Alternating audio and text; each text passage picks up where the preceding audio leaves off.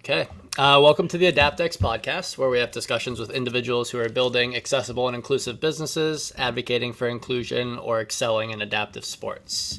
Our intention is never to speak on behalf of those with disabilities, but rather give them a platform to amplify their voice and ideas and help you make your business more inclusive and accessible.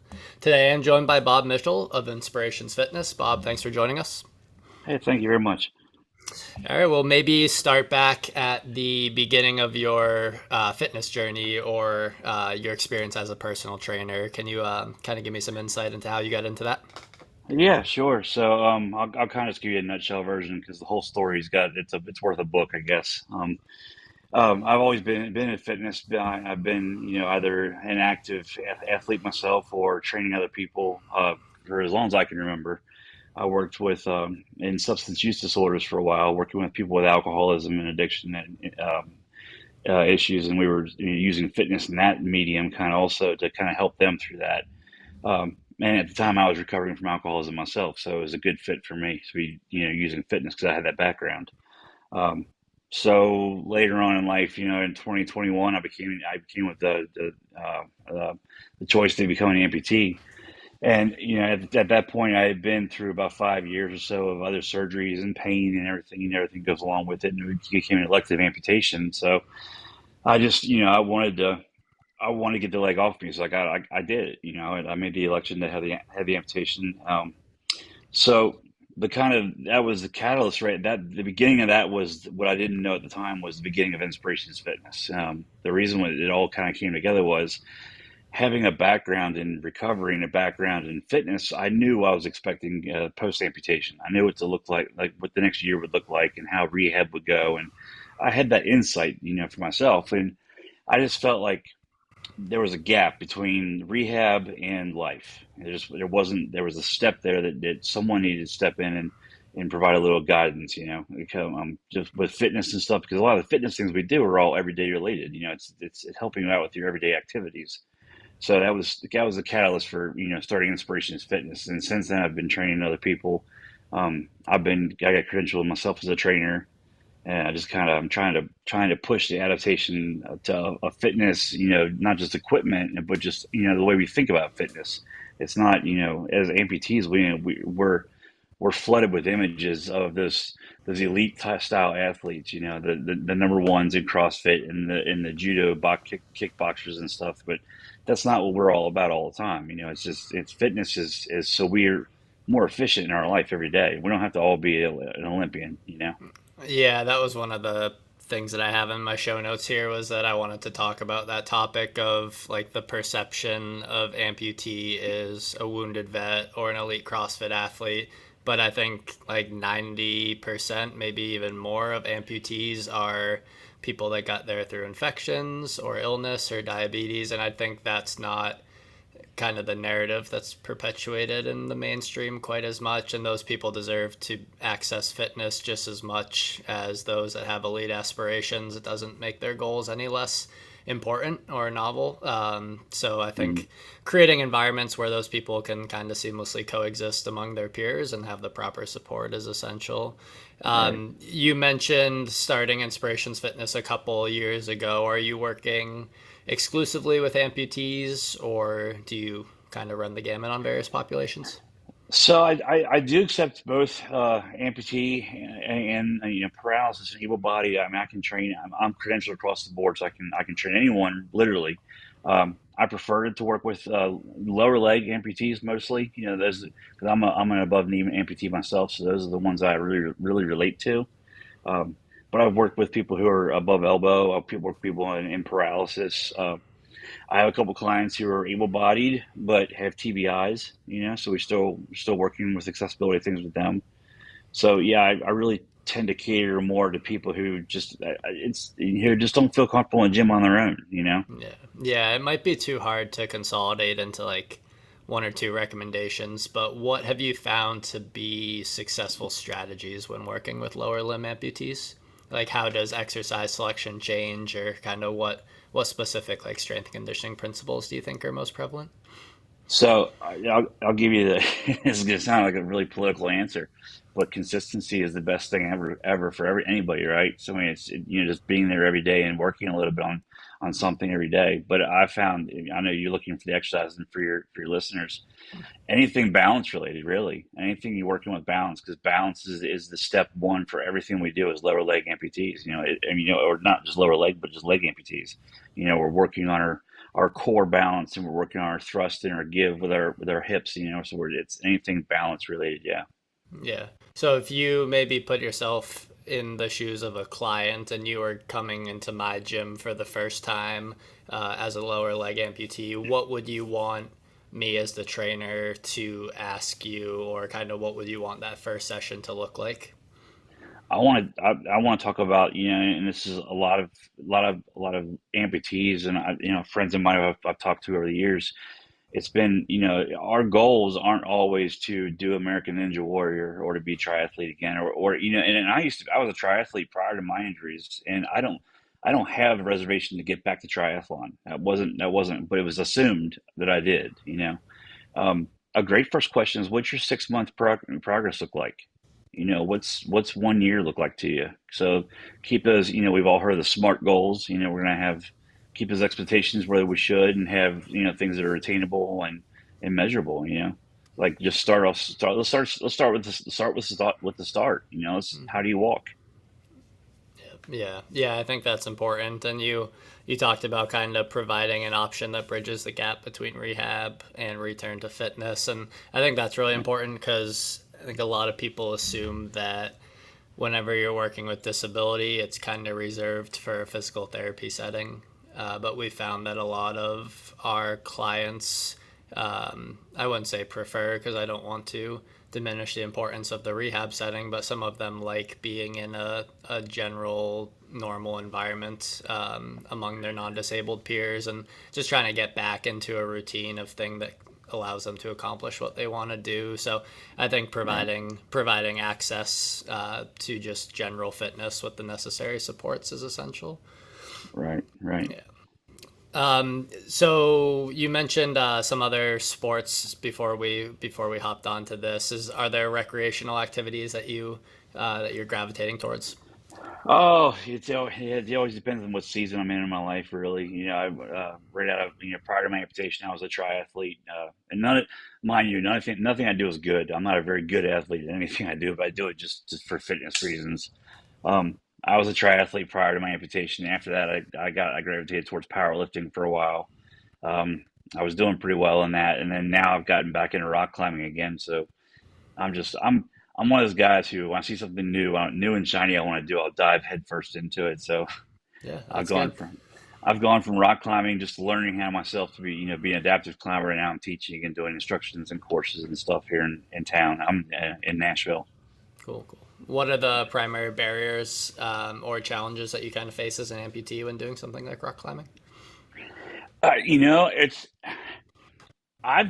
I don't really face the barriers anymore because I've gotten past that barrier, and that's one of the most important things that I was kind of hoping we talk about today was it's the invitation, the accessibility. It's like, for especially rock climbing, and if you have a leg amputation, or even an upper limb amputation, you don't have to wait for someone to invite you to come to the rock climbing gym, or wait for an adaptive type day or a clinic or someone special to make a special concessions. I know a lot of rock climbing gyms do this, and so do other outfits, or gyms and uh, fitness classes and whatnot. You don't. There's no rule that says you can't be there when it's a non-adaptive day. That's part of what adaptive fitness is. It's us learning how to improvise, overcome, and adapt to things. Have you ever met any resistance from environments that either didn't feel comfortable accommodating you as an amputee or wasn't willing to kind of take on that challenge? No, not per se. In gyms, sometimes gyms will have stairs. You have to get up and down some stairs. But as far as sports go, is any kind of sport I've ever tried to get back into, like the rock climbing, the powerlifting, I've never been shunned or looked oddly. I mean, nothing but great accolades. People are, always very, that's hence the name Inspiration is Fitness. People are always saying it's such an inspiration to see us do these things, but it's to me it's just lifting weights. Yeah. Oh, I think like you say that you don't have to wait for a specific day or to be invited, but I think there's got to be something that's holding back people from re-engaging in activities like this after an injury. Maybe Yeah. it's just a concern that they won't be met with that same level of support, or that they won't. I think like when you look at the research on barriers and facilitators to physical activity, you see that like environments not being accessible is obviously one, but also that like the professionals aren't going to have the requisite skills to support them and keep them safe and kind of guard Mhm. their disability in that regard. So that's where I think just like kind of creating more environments that have staff that are better educated is essential. Right. But it's sometimes a tough sell. So when I'm Hmm. trying to convince a gym that their staff should be more knowledgeable on how to accommodate various disabilities, there's always like a, well, what is this going to do for us type of thing. Yeah. And that's, I mean, in my experience running a gym that trains a lot of people with disabilities, it's been a essential piece of our model. And some of our longest term clients are the ones with disabilities. And so I think it can be a part of a profitable business model. Hmm. And that's where I think it's essential to kind of communicate that message. But I'd be interested to kind of talk about like maybe what you did prior, kind of growing up through university. You mentioned Hmm. being in substance use counseling, and kind of was that always the career you were in, or did you start somewhere before that? That actually, the substance use counseling I was a peer substance use counselor. I didn't have a master's degree in anything. I was just peer relations. And that whole job kind of evolved out of my own recovery. I was an active alcoholic for lot of years. In 2014, I got sober.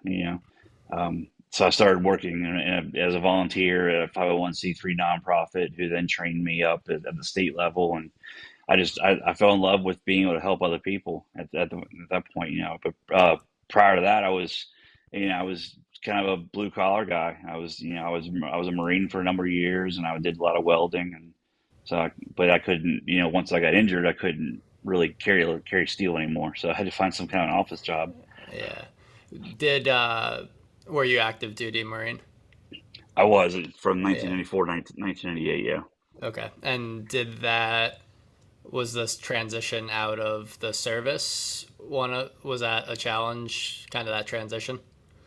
No, not really. It was all part of the plan. It was, just get in, get out for a couple of years, I was at that generation who was getting my GI Bill. I was getting my college education money. Yeah. So, Yeah. and I was pre 9/11. So 9/11, it changed everything for everyone. Yeah, right. You mentioned in some of your social media content that the amputation improved your life greatly. And I think that's kind of a sentiment that we hear from some of our guests. Hmm. Maybe like, in what ways has your life been better after your amputation? Oh yeah, it's been great. I mean, I say that with a little bit of tongue in cheek. Being an amputee is never really fun, right? But I definitely don't have the physical pain that I used to have when I was going through infections and bone grafts and stuff. That's all kind of the obvious, and that all got worked out in the end, and it's been great for me. But what became better for me was this becoming an advocate and working with other people like me, and creating self-confidence and creating better lives. That was a gift that I was given out of this.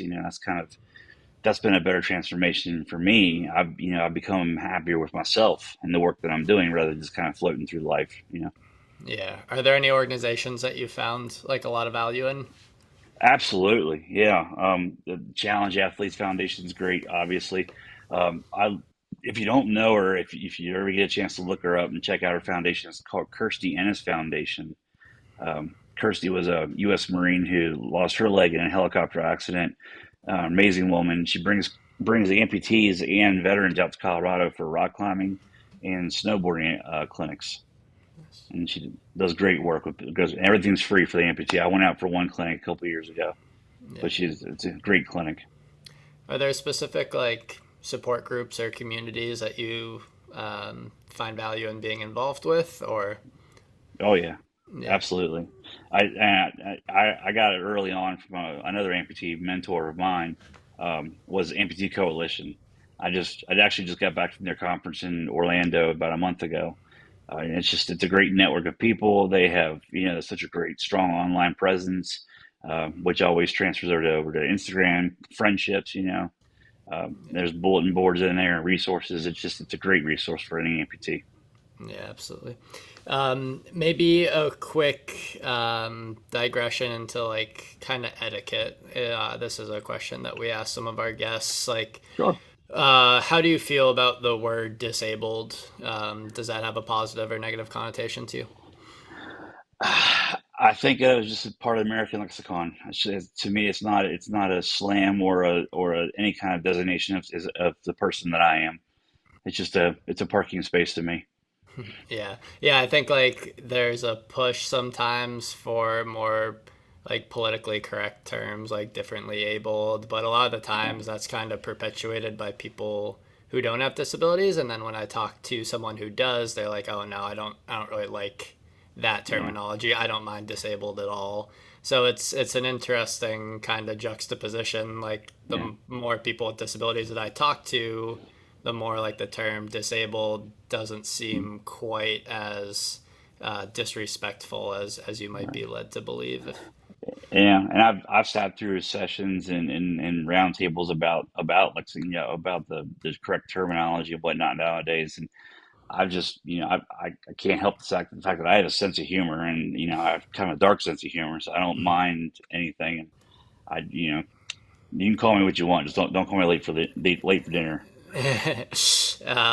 is there like have there been situations where people maybe it's with like kids or that have like stared at your prosthetic or like if there was a younger kid looking at it and like a situation where a mom's like, oh no, like don't stare at him Mm-hmm. or whatever, like that's sometimes that I see when I'm with someone in like a wheelchair or I take care of a boy with Down syndrome and autism who visibly looks a little different than his peers, so we get a lot of looks.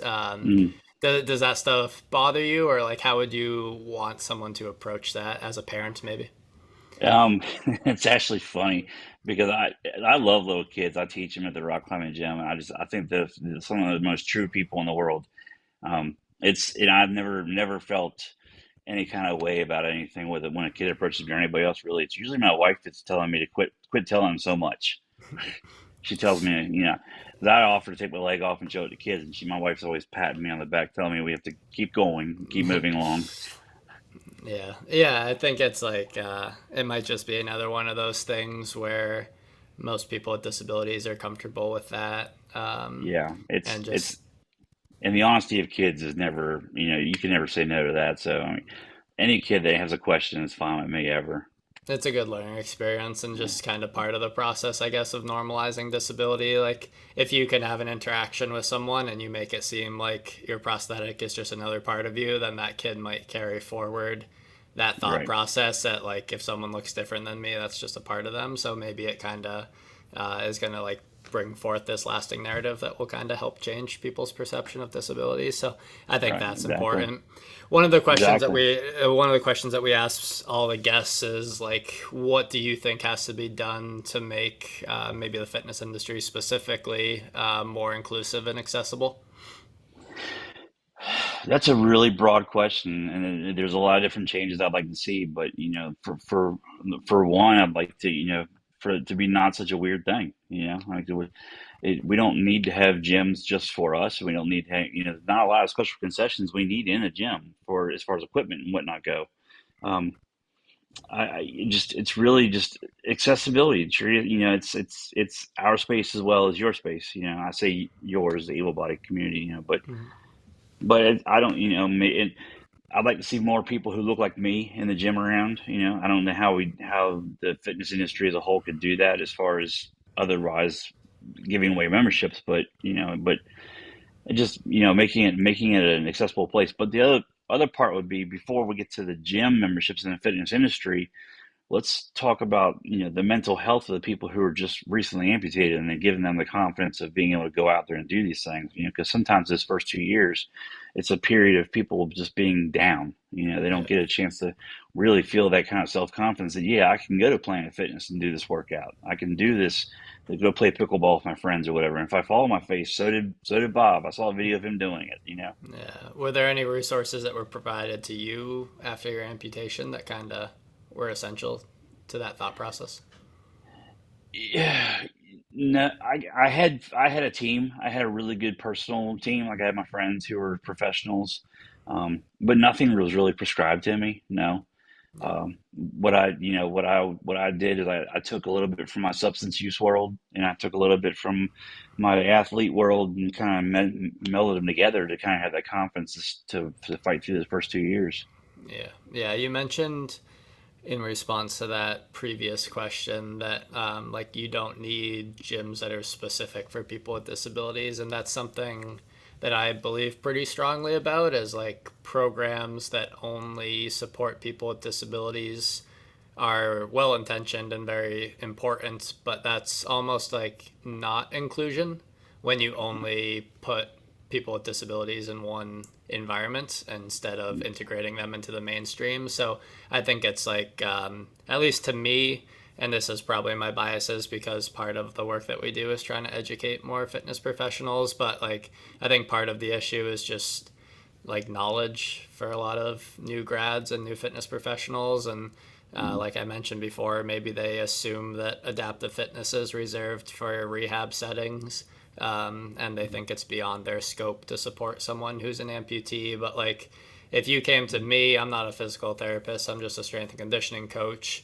Like, you would probably almost be able to guide me just through open communication of like what you can and can't do, and then Mhm. together we can kind of problem solve. So at least in my experience, that's one of the most important first steps to working with a new client with a disability, is just an open line of communication to figure out what they can and they can't do. Right. And that's standard for the course. It's any therapist or any conditioning coach is going to want to know a full medical background. So, Yeah. and you're right. We were saying earlier, asking about what the industry could do. We try as an industry to push our people to get credentialed. There's no law or requirement for anyone to be personal training qualified to actually be a personal trainer. Yeah. But there are some reputable companies out there who do training for that kind of thing. But to include a chapter or two about, maybe adaptive considerations at least, that, just what our skin considerations might be, what it looks like where our heart rate elevates, that kind of thing. Yeah. Just so they're a little more aware to kind of open, like you said, talk about it, open the stigma up, get it Yeah. out there. Are there any co-occurring, maybe not necessarily disabilities, but like symptoms that are associated with your amputation that you find that when you're working out are exacerbated in any way? No, I don't feel like not my physiology. I feel it always helps my mood, right? I mean, Yeah. I've been I went through a little spot of depression, but my mood, you get the endorphin release. It always helps you be a happier person. So, Yeah. Yeah, but anything but I like phantom limb pain or any of those? no, just from my workouts and the way I don't really have anything that results from them other than just I feel great. And Yeah. Is there anything that's like off limits from a training perspective that's like not good for you? yeah, for me specifically is jumping. I don't do a whole lot of impact. I try to stay away from impact movement just because, I'll put it out there in the world. I'm 47 years old and I've only got one last leg, so I don't want to ruin that last knee. So I'm trying to keep that one last knee in good shape. Yeah, absolutely. What's kind of your preferred like cardio modality? Oh, I'm a swimmer. I Swimming. love being in the water. Yeah, I can put the whole world, tune it out for an hour or so, and just swim laps all day long. Yeah, that might be a little bit of that triathlon background, but no interest in Probably getting so. back. No interest in Yeah. getting back onto the bike or anything. My wife has expressly told me if I ever try running again, she'll kill me. There you go. Yeah, that seems like that's enough to squash Yeah, that before it yeah. even begins. So, was there anything specific that you thought would be relevant to cover, or that you want to kind of mention, with the goal of this podcast being to kind of share lived experiences of people with disabilities as well as the professionals who are supporting them? Any like key points or things that you like, messages that you want to communicate? I'd like to, for your listeners, to just keep on researching. It doesn't seem like the exercises and the tutorials and how tos and all those things are really out there for us. But when you find them, there's a good substantial amount of information out there, at least to get you walking well and feeling better. And but as the demand for it grows, we'll keep on delivering it, hopefully. Yeah, absolutely. Well, we'll share in the show notes any links that you want to include to your website or to your page. We'll link your Instagram page as well. But appreciate the conversation today and kind of the information and wisdom that you shared. And if there's anything that you recall later on that you want us to include, we'll throw it in the show notes. But Bob, we appreciate you joining us today. All right, Brendan, thank you very much. I appreciate it. It was good.